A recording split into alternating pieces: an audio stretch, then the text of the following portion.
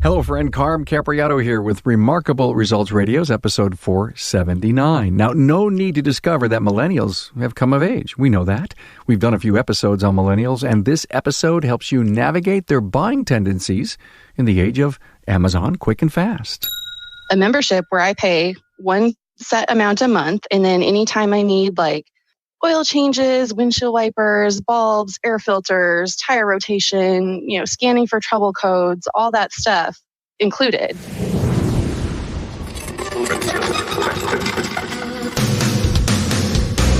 Welcome, aftermarketers, to Remarkable Results Radio. Listen to learn just one thing from today's episode on your journey to remarkable results.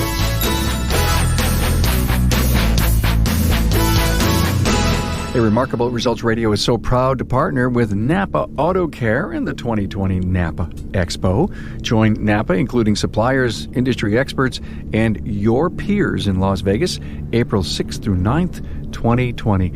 It's the place where you'll discover the latest news and industry information, so contact your Napa store for the details and how to enroll. I'll see you there. Hi, friends. Carm Capriato, the Aftermarket podcast guy with the Aftermarket's original podcast. Over 600 influential episodes that allow you to be the fly on the wall as you hear your industry colleagues discuss all things automotive aftermarket. Our goal is to pass this knowledge to the next generation of service professionals. Sara Fraser's here. She's a millennial who has a love for life, travel, and connecting with other humans. She has over 15 years of retail management experience, and to bring her customer service, marketing, and business knowledge to the automotive industry, she's recently joined the team at Haas Performance Consulting. This episode's talking points, Sara's bio, and links to her previous episodes are at remarkableresults.biz/E479. Now, don't hesitate to reach out to me with a show idea or a trend we need to discuss, or ask me to recommend a podcast to help you with a pain point. Reach me at carm@remarkableresults.biz or find a quick link on my insider email or all over the website. And don't forget, I love coffee. You can join the coffee club at remarkableresults.biz/coffee. Recently, millennials have become the largest generation recorded. So it's with this careful analysis that we need to understand, what do millennial customers want? How do we adjust, and what rules of engagement do we need to follow? Sara warns that millennials do not want shop talk language, terms and acronyms that they don't know about. Instead, use visuals for explanation and use empathy when delivering explanation of costly repairs. And most importantly, Sara says, you must be timely. And she explains.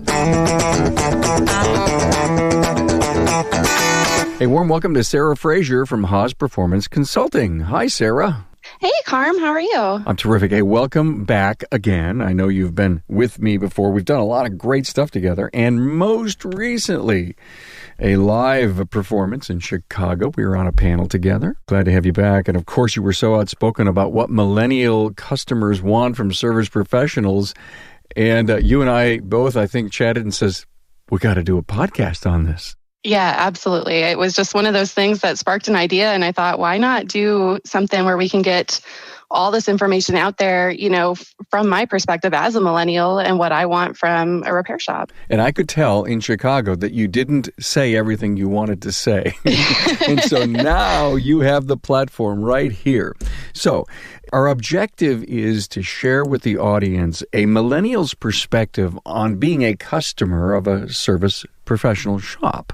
Let's start out with something so simple, and that is, I've got my mobile device in front of me, and I'm searching through, and I type in best, automotive service in my town, and something comes up, and I do my stuff, my research, looking for my reviews, and the things that a millennial would do. And what are those things that a millennial wants to see when they do a search? When I'm looking for a repair shop, I want good reviews. I'm going to read the reviews. And if, I expect there might be a bad review or two, but I want to see that they've responded to it and that it's been dealt with and taken care of. I want to see a shop that responds to their good reviews too. I want to see a shop that is up to date on their social media, that's posting things. And I want the availability to make an appointment online. I don't want to pick up the phone and call them. So that would be like the number one thing to me. If I can't make an appointment online, I'm probably not going to make an appointment with you. So that is like top of your list. I'm busy. I just want to use my finger and kind of walk through the buttons here and make an appointment. Sara, a millennial, that's what you want. Yes, that is what I want. If I communicate with you in any specific way, or it starts out by, okay, here comes the appointment back and forth, and you of course leave your mobile number, and I text you and you text me back, should that become the preferred methodology of how we communicate? Yes, we actually just had this happen to us personally. My husband has a recall on his truck, and so he emailed the dealership to set up an appointment. Within 2 minutes, his phone rang, and it was like, if I wanted to talk to you on the phone, I would have called you. I wouldn't have emailed you.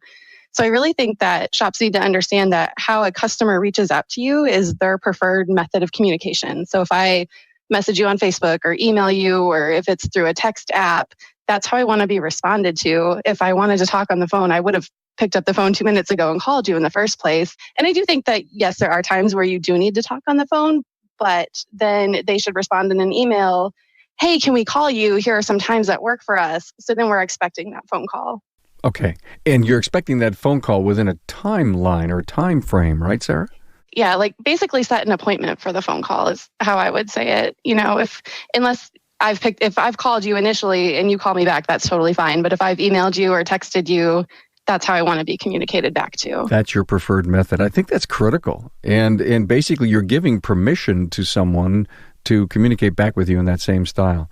And if you started out with text and you says, hey, listen, just here's my email, let's do it this way, that then becomes the preferred method. Right. Do you ever go anywhere without your phone? Are you ever like more than 5 feet away from your phone, Sara?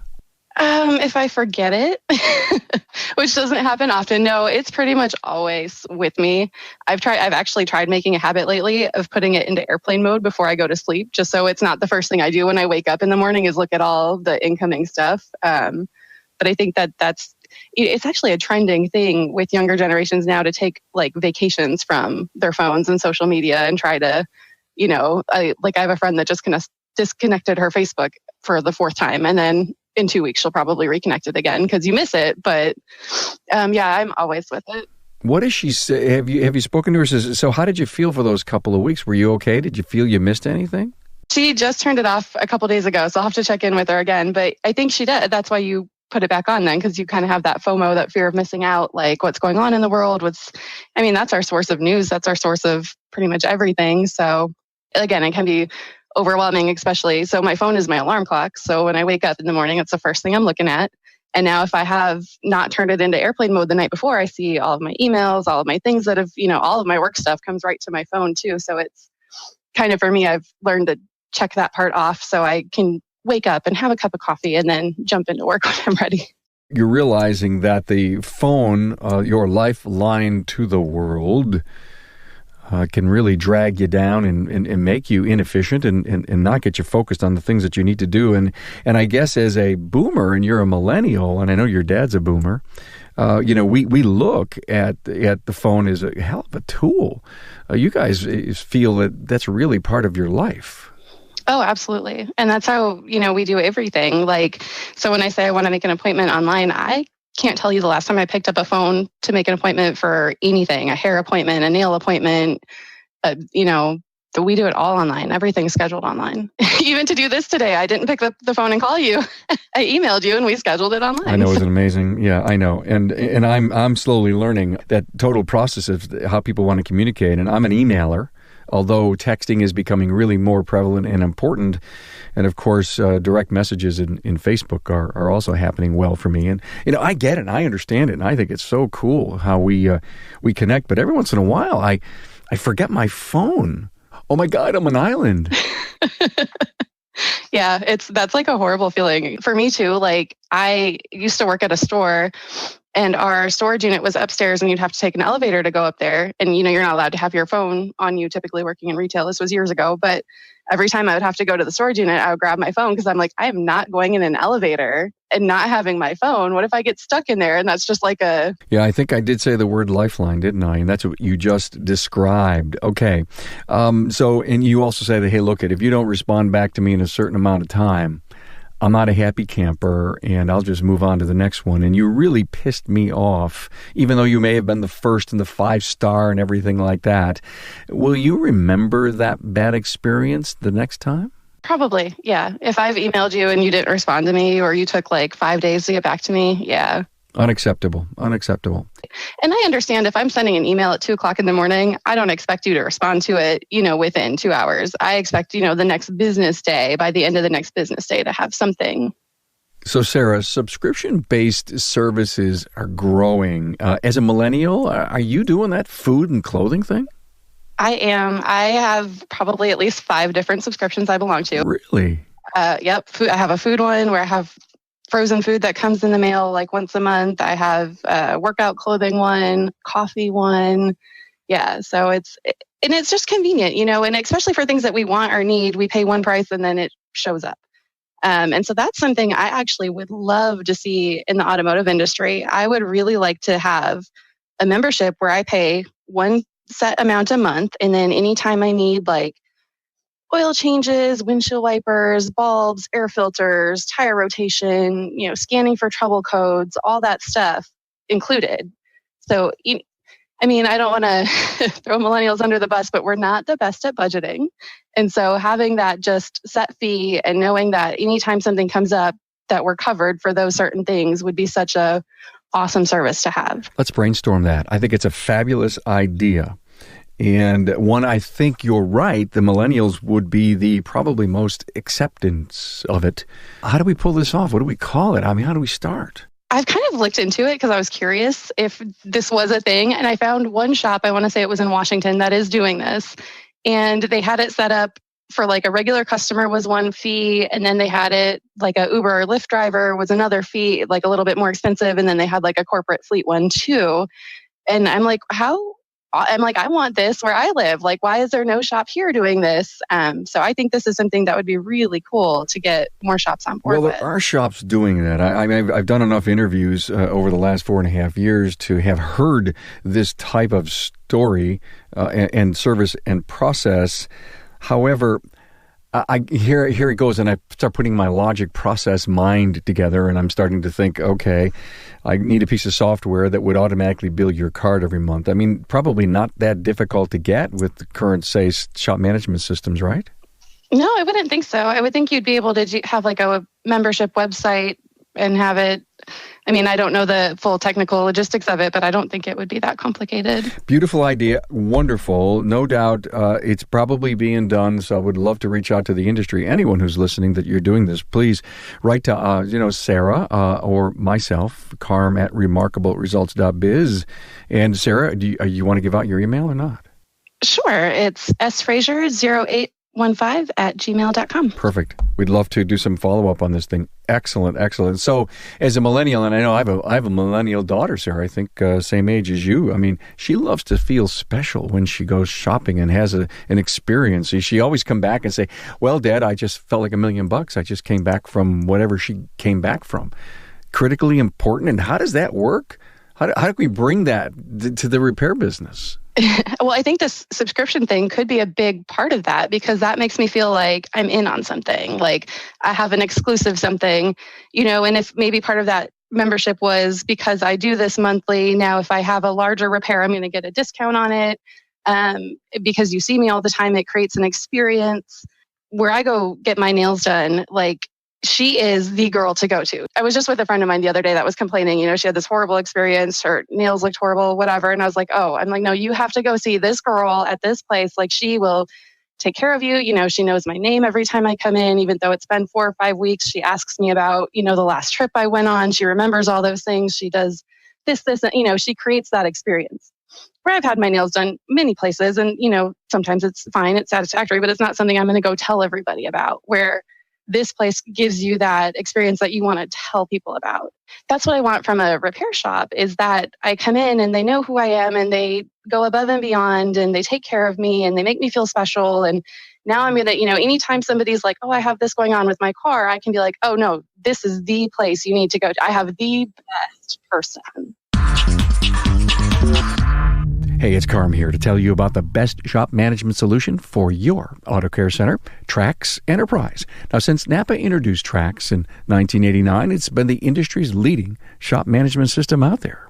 Today, Trax Enterprise offers even more of the features auto care center owners want, things like a powerful interactive scheduling calendar, faster and streamlined workflow, multi-shop capabilities, easy pay consumer financing integration, and more. That means you can count on Trax Enterprise to help drive your success today and well into the future. The tabbed interface lets you open and view multiple estimates, ROs, invoices, and purchase orders, all at the same time. You can even place windows side by side, over or under, or drag a tab from another application outside Trax to open another window. One auto care center owner said he loves being able to have 10 to 12 work orders open at once. Enterprise also offers a Microsoft Outlook-type calendar so you can view daily, weekly, and monthly schedules, drag and drop appointments between days and times, and block time to indicate length of work. Punch out to Mitchell Pro Demand is another huge benefit. It provides embedded labor, part, maintenance, and fluid capacities that can be transferred to estimates and repair orders within Trax. Trax Enterprise also streamlines parts ordering. Just one click, and it's done. The mobile capture app sold another auto care owner on Trax Enterprise. He said there's no reason to write VINs by hand anymore. You can decode the VIN from a mobile device and send all the information directly to Trax. There are reporting features too. For example, with just a couple of clicks, you can find out how many repair orders you've written in a month. Talk to your Napa Auto Parts store and find out more about what Trax Enterprise can do for you, plus the hundreds of other great things the Auto Care program has to offer. We talk so much about it. Yeah, you got to have number one customer service. And of late, it really needs to be, you need to provide a customer experience. For sure, millennials want that. And they I'm not trying to say that they demand it, but they sure do shop based on those experiences, don't they? We do. And if you give them to us, we will share them, which is even better. If you give us an amazing experience, we're going to tell everybody about it. So should I talk geek to you while you're in the shop? No, I have no idea what industry terms are. So this is something that I kind of laugh about because my dad and I were just talking about this the other day. You see places that say Asian auto repair. Well, I don't know if my car is Asian or not. That's a good point. I'm like, I really don't know. I'm like, or, you tell me that you have to do diagnostics or you're going to do an LOF on my car. Like, because I've worked in the industry, I know that that's How about this acronym? We're going to do a DVI on your car. Oh, no, don't do that. I'm like, I don't know what that means. I think that's something that I think when you're in the industry, you use the terms all the time. You know what they mean, but we have to stop and think about this customer has no idea what I'm talking about. So don't use words with me that I'm not going to tell you I don't know what you're talking about. I'm just going to nod and smile and pretend. And I'm going to walk away going, I have no idea what they're doing to my car. So what if I found something critical on your vehicle and I had this iPad and this video that I could actually show you how the system worked? Would that matter to you? Yeah, I think visual would be awesome. Or even, I know there's a lot of shops that are now doing where they can snap a picture and text it to you so you can actually see what's happening in your car. I think, that just creates transparency, that creates, trust. I can actually see what happened and, they're showing me what needs to be done and explaining to me why this is so important and why it needs to be done. I think that the visual piece is really nice. Here's the deal. There isn't a customer from any generation, including millennials, that doesn't care about honesty, trust, transparency, and even empathy. Been there and done that. Mm-hmm. Yeah, I think it's, when I go in and I brought my car in for something and all of a sudden you're telling me it's going to be $950, I think, which is totally fine. But to somebody who maybe is not the best at budgeting or who is buried in student debt, that's a huge number. And so just a little bit of empathy when you deliver that, I think goes a long way. Any problem with being treated anything other than a woman? Yeah, I really think you just need to treat customers like humans. Don't act like I don't know something just because I'm younger or because I'm a girl. We kind of talked about this in Illinois, the whole female-friendly repair shop, which that doesn't appeal to me. I just want to go to a repair shop that's human friendly, So I think that, and I think we're kind of getting back to that of not singling out the female friendly repair shops and just kind of being more exclusive, or not exclusive, inclusive. Do you still love to get mail? If I was a shop owner and I wanted to send you a feature on what's going on at the shop, it's time to winterize your vehicle stuff. We get so much junk mail, but do millennials like to get mail? Yeah, this is the thing is I absolutely love to get mail. Now, my dad hates it. It's all junk. It's all bills. It's all garbage. It's, it's different for us. And I think it's because we've trained ourselves that we get good things in the mail. I shop online. There's, every 4 days, there's probably a package from Amazon on my doorstep.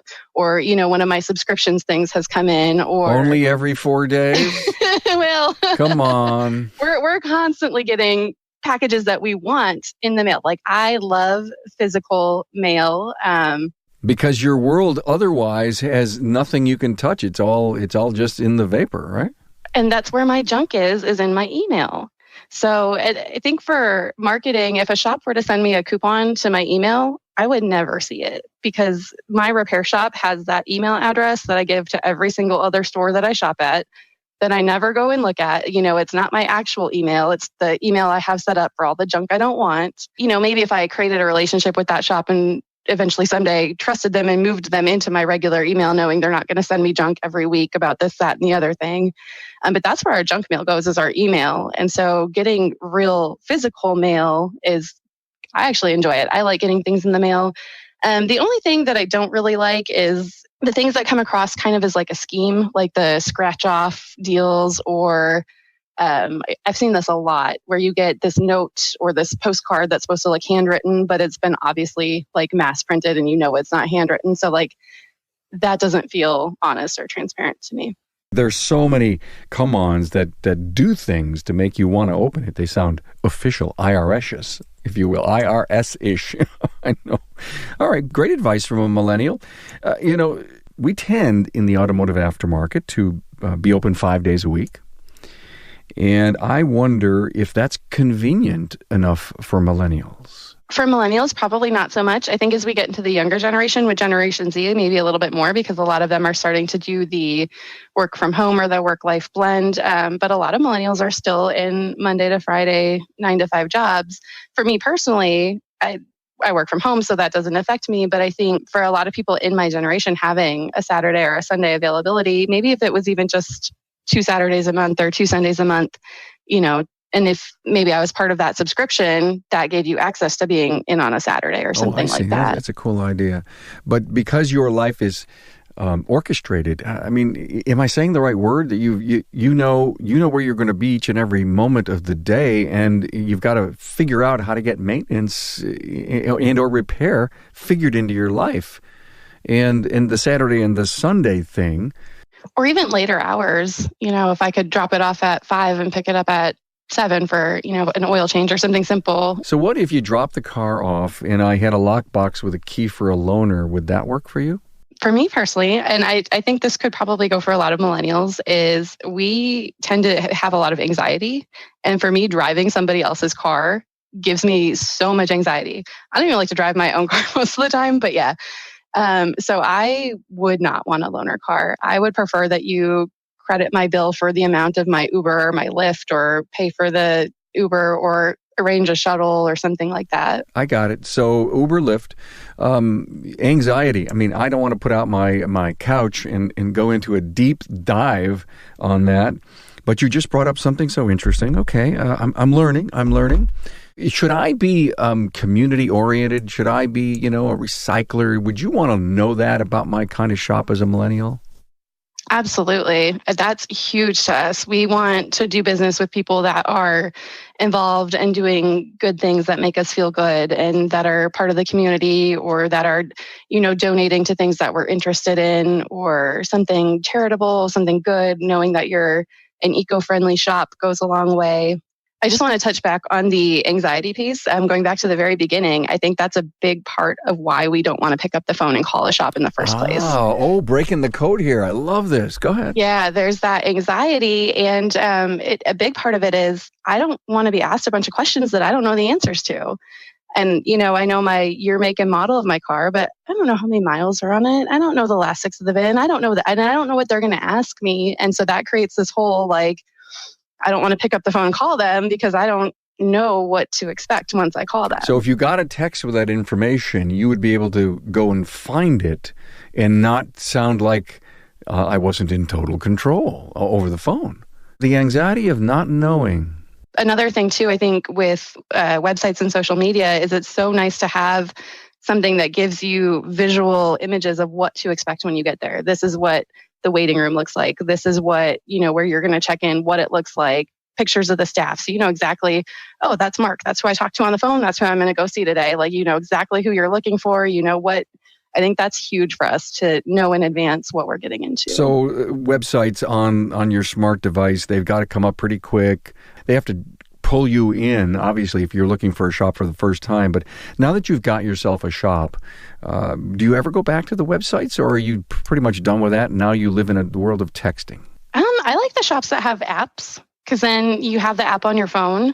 And so if you need to make an appointment, you can pull that up, or a lot of them have it set up to where they give you the notifications when you're due for a service, when your oil change is due, which that is huge for me. Don't make me think. Don't make me remember. I don't remember when my car's due for an oil change until that little light comes on and I'm like, oh, now I'm way overdue. Okay, anxiety. I get it. So I think we use apps for so many different things. I've got so many on my phone, I couldn't even tell you how many. And I think just having that notification come through, hey, your oil change is due in 2 weeks or something like that. And then you can make the appointment right there through the app. Interesting. As a side note, ASA has an app program and an app company. And I know there's been a lot of shops now getting apps. And this kind of lends perfectly into the millennial. You just give me an app, communicate with me, let me know what's going on. And when that pops and I see it, you're basically communicating with me now at my level on the needs of my vehicle. Yep. And we're seeing it too with so many places like reward cards. You're not carrying around a punch card anymore. It's an app. And that's just so much more convenient. Now I don't have to have all these things in my wallet. I know exactly. I've been using an app for reward cards for years. And of course, you always have your phone on you, and they say, do you have a rewards card? And I'd say, all right, hang on. And I forget to have it already up and ready to go. And, instead of having it hung off the keychain. Anyway, it was great having you on. I learned an awful lot.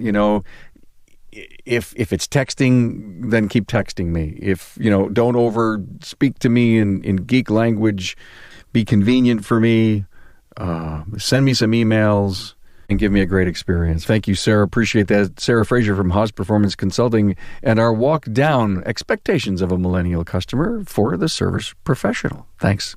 Thanks. Thanks for being on board to listen and learn from the premier automotive aftermarket podcast. Until next time.